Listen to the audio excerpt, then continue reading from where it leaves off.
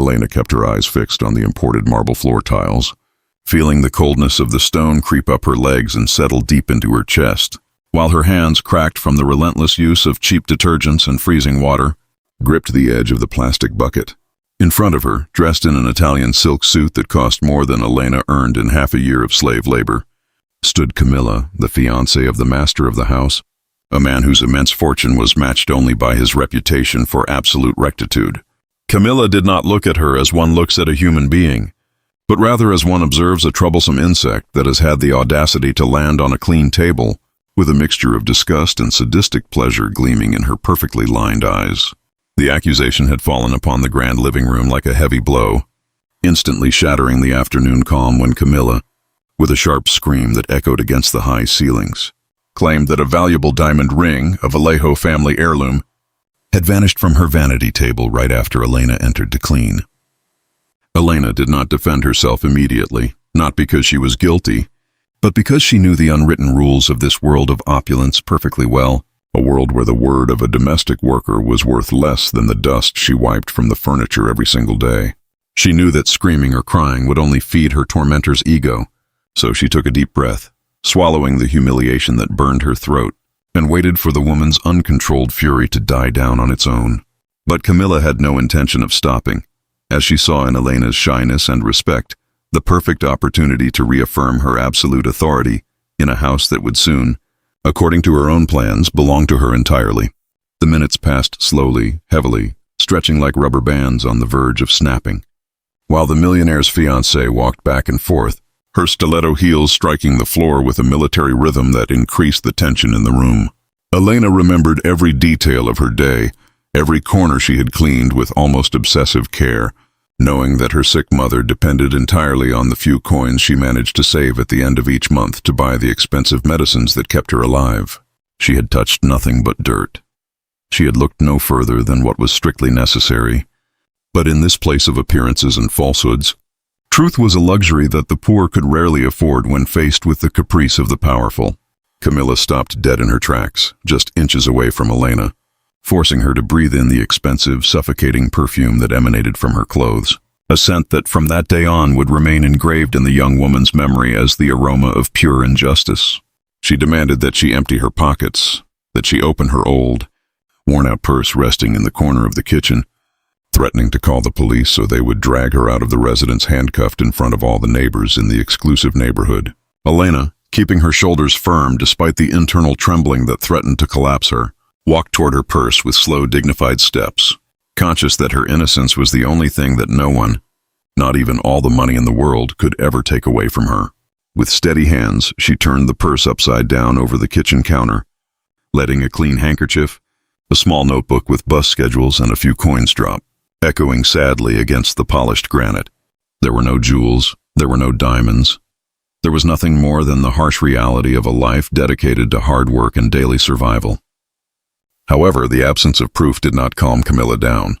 On the contrary, the lack of an immediate confession seemed to ignite her wounded pride even more, transforming her accusation into a direct personal attack against the worker's morality. She began to shout hurtful words, insults that sought to degrade Elena's dignity down to the ground, asserting that people of her class always found ingenious ways to hide what did not belong to them. What Camilla completely ignored, blinded by her own arrogance and the delight of her small moment of absolute power, was that in the dim light of the adjacent hallway, hidden by the thick shadows of the heavy velvet curtains, Alejandro Vallejo was watching the whole scene. The millionaire had returned from his office early, without warning anyone, as he usually did, to evaluate the true internal workings of his home, away from the fake attentiveness everyone offered when they knew he was present. He had witnessed everything from the very first second, motionless, with his hands tucked into the pockets of his designer suit, listening to every disproportionate scream from his fiancée and observing the admirable fortitude of the woman who cleaned his house. Alejandro was not a man to be carried away by impulses. His success in business was based on cold observation and precise analysis of facts, and what he saw at that instant did not match the image of the woman he planned to marry. He saw a stranger filled with venom, manipulating a situation without real evidence just to humiliate someone who could not defend herself on equal terms. and that revelation began to break something very deep within his emotional structure. At the same time, he admired Elena's silent resistance, the way she defended her space without descending to the level of insults, demonstrating a nobility of character that he rarely encountered in the luxurious parlors of high society. The contrast was absolute, violent, and eye-opening. The rich woman completely lacked education and empathy, while the humble woman overflowed with a stately dignity that eclipsed all the gold decorating the mansion. Camilla, entirely oblivious to the eyes judging her from the darkness, raised her hand, and with a gesture full of contempt, told Elena that she was fired, that she should take her few belongings and get out immediately before she decided to ruin her reputation forever in every employment agency in the city. Elena looked her in the eyes one last time, not with hatred, but with a deep pity that completely disarmed the fiancé's arrogance, before bending down to pick up her empty purse from the floor. Elena carefully placed the few coins back into her worn-out purse, closed the zipper gently, and adjusted the strap over her shoulder with a calmness that seemed to defy the hysteria still hanging heavily in the grand room. Camilla was breathing heavily, her cheeks flushed from the exertion of her own furious outburst and the silent frustration of not seeing the maid crawl or beg for her job. For a woman who measured the value of human beings strictly by the balance of their bank accounts, Elena's unbothered attitude was an invisible slap, a declaration of moral superiority that she was not willing to tolerate under any circumstances. She screamed again, ordering her to hurry up, saying her eyes could not bear to see her for another second contaminating the space of her future residence, while extending her heavy ringed hand toward the massive wooden door as if banishing a plague. Elena walked with her back straight, her firm steps echoing on the marble floor with the steady rhythm of someone who had absolutely nothing to hide from the world, moving with a determined pace toward the rear service exit of the mansion. Meanwhile, from the deep shadows of the side hallway, Alejandro Vallejo felt his blood boil in his veins with an intensity he had never experienced before in his life as a calculating, cold businessman. The blindfold that Camilla's beauty and manufactured manners had placed over his eyes for months had been ripped off all at once, exposing a grotesque reality that filled him with profound disgust. He walked slowly toward the center of the living room, his leather shoes making a dull echo that instantly cut through the last murmurs of satisfaction Camilla was muttering to herself while fixing her hair in a gilded mirror. Hearing the footsteps, she spun on her heels with a radiant smile already plastered on her face, expecting to find a servant or a messenger, but her expression froze completely when she saw the imposing silhouette of her fiancé emerging from the darkness. Alejandro was not smiling. His eyes were two pieces of black ice locked onto her, and his tightly clenched jaw revealed that the calm, compliant man she thought she controlled was no longer there. Camilla tried to change her tone immediately, modulating her voice into a sweet, soft purr, running toward him with open arms while telling him how much she regretted that he had returned in the middle of such an unpleasant moment with the domestic staff. Alejandro raised a hand, a single sharp and cutting gesture that stopped the woman 2 meters away, freezing her in her tracks with her arms extended in the air like a ridiculous statue of hypocrisy. "Do you really find this an unpleasant moment, Camilla?" he asked in a voice so low and laced with danger that the very air in the room seemed to drop several degrees instantly. She blinked in utter confusion, trying to piece her defensive posture back together, and began to recount a completely distorted version of the story, claiming the maid had insulted her and was a thief who had abused the house's trust. Alejandro let her speak, listening to the lies pouring from her lips with a terrifying patience, while remembering every single second of the real scene he had witnessed from his hiding place behind the curtains. When she finished her speech, looking at him for support and validation, the millionaire walked over to the nearby vanity table, opened the small top drawer, and pulled out a blue velvet box that Camilla had not noticed. He opened it right in front of her, revealing the diamond ring identical to the one she claimed Elena had stolen that very afternoon from the master bedroom. "I brought this piece from the jewelry store myself this morning to have it cleaned, Camilla, and I left it in this drawer before going to the office," Alejandro said with a calmness that cut deeper than any scream. The woman's face went from perfect pink to a ghostly white in a matter of seconds. Her lips trembled, and her eyes widened with the absolute horror of someone who knew they had been caught in their own trap of malice. She tried to stammer an apology, saying she had confused the jewelry. that the stress of the wedding preparations had her overwhelmed,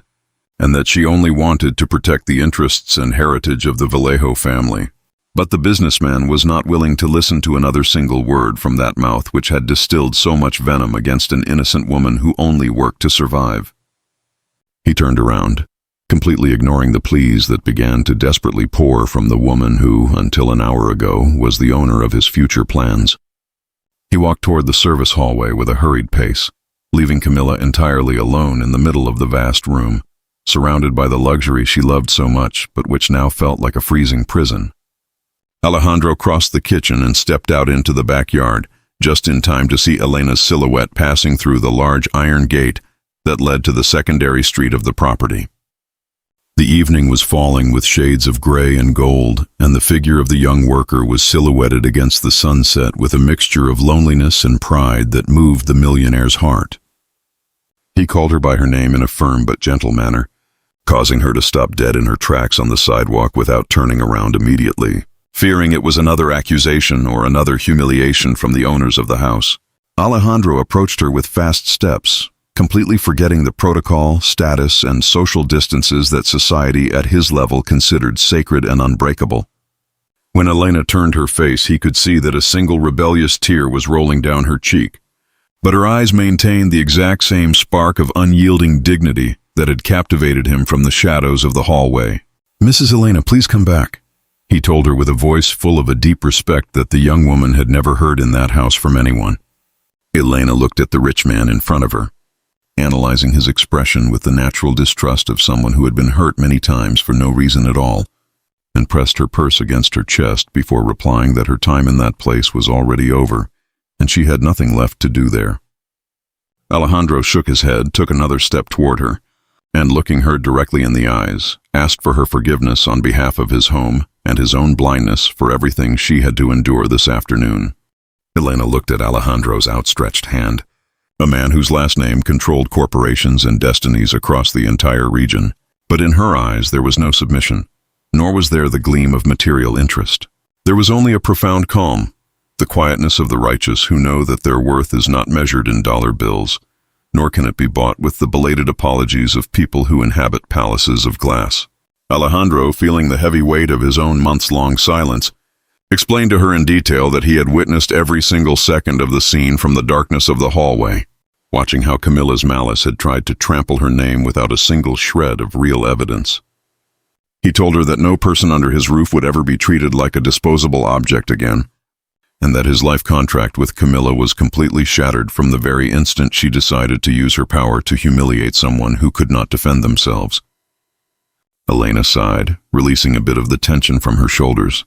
and thanked him for the clarification, but she reminded him in a soft voice that the damage to her spirit had already been done, and that respect is a bridge built every single day, not a piece of currency handed over when it is convenient to clean one's conscience. Alejandro nodded in pain, recognizing the absolute truth in the worker's words, and proposed an alternative that would change the course of things forever within the structure of his home and his organization. He offered her the position of general manager of all the family's residential properties, a high-trust role that required precisely the honesty, firmness, and dignity she had demonstrated under the most absolute pressure. Elena did not accept immediately. She thought of her sick mother, of the medical prescriptions that were expiring that very week, and of how destiny sometimes uses the most terrifying paths to open the doors that one has begged heaven for during sleepless nights. She looked at the millionaire and set a single condition, that her work be evaluated strictly by her results and capability,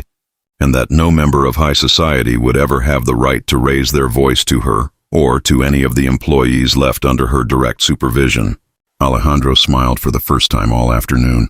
a genuine gesture of admiration at the woman's fortitude, and accepted by shaking her hand firmly, sealing a pact of mutual respect that the Vallejo mansion had never seen in its entire history. Meanwhile, in the grand living room, Camilla paced back and forth like a caged animal, gathering her expensive designer handbags and fur coats with clumsy, desperate hands, knowing that the empire she had so deeply courted had slipped through her fingers because of her own pride. She tried to call Alejandro's cell phone repeatedly, but every single attempt bounced off the cold voicemail, confirming to her that for the magnate, she was already a torn and forgotten page from the book of his life. When Alejandro returned to the house accompanied by Elena, Camilla attempted a final outburst of arrogance, screaming that they could not replace her with a simple servant, and that the reputation of the Vallejos would sink if they called off the engagement just weeks away from the wedding of the year. Alejandro looked at her with absolute contempt, instructed the security staff to escort her to the main exit, and warned her that any attempt to tarnish Elena's or the company's name would be met legally with the full weight of his team of lawyers. Camilla left the property under the silent gaze of the very same employees she had so often humiliated with her derogatory remarks, thereby completing a catastrophic fall that served as a lesson to everyone in the place. The following days brought an air of absolute renewal to the mansion. Dictatorial orders and screams were replaced by a just, efficient, and humane management led by Elena, who demonstrated an innate administrative capacity that surprised even the oldest accountants of the business group. Alejandro spent more time at home, not out of obligation, but out of a desire to converse with the woman who had restored a human perspective to his business-driven life, finding in her a loyal advisor and a presence that transformed the cold marble walls into a real home. Elena's mother received the finest medical care available in the country, financed by a fair and dignified salary that her daughter earned with the sweat of her brow and the lucidity of her mind, erasing the years of anguish and scarcity in a humble rented room. The story of the employee who defended her dignity against opulence became a living legend within the company, a constant reminder that money can buy real estate and diamonds, but it can never acquire the greatness of a clean soul. The Vallejo living room never again became the stage for injustice,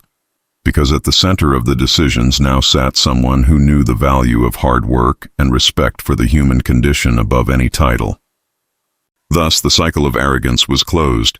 proving that when destiny places the haughty in their rightful spot and elevates the dignified, justice is not just a beautiful word in speeches, but a palpable reality that transforms the world of men.